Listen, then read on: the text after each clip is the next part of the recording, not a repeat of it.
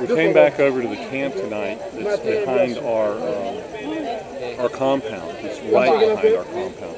And for a couple of days, I didn't even know it was here. Nobody really did. And then one or two of us figured that it was back here. There's several hundred people living in this compound right here, and they're very well organized. And some of the other camps up and down here are fairly well organized. This particular one, they're in a fenced-in area, so they have good security. They have two ways in. One way is our compound, which has an armed guard on one side of it, and the other way is a gate up here. They have you can't see it, but there's a building down here today, down through this way, that they were storing food that was being brought in. And but they elect their own security people. They have their own leaders. They form their own little government in here to kind of run things. And it's not really that littered. It's as clean as they can keep it.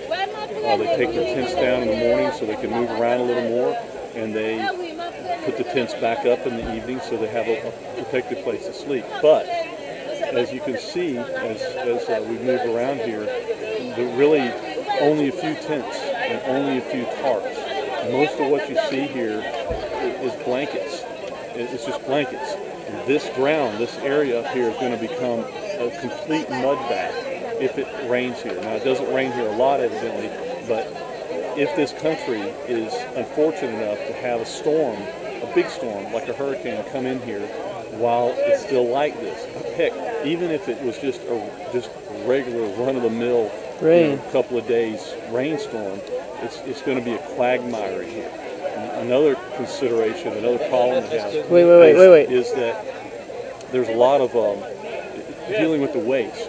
Okay, there's not a lot of places to go to the bathroom. It's slowly starting to smell in here, and hopefully they'll get some latrine action going pretty soon for these folks. And water, there's not a lot of fresh water up here. They're drinking water essentially has come out of a broken pipe in the ground, and they go down the street with their buckets, and they take baths right in the street, in the gutter as the water's going by. The need for aid to get directly out to the people is just it can't get sucked up by these organizations. There's piles of stuff at the airport, and these folks aren't getting what they need as fast as they need it. And there's plenty of people around that can truck it out, like people like us, but it's piling up at the airport, and it really needs to get out here a lot faster.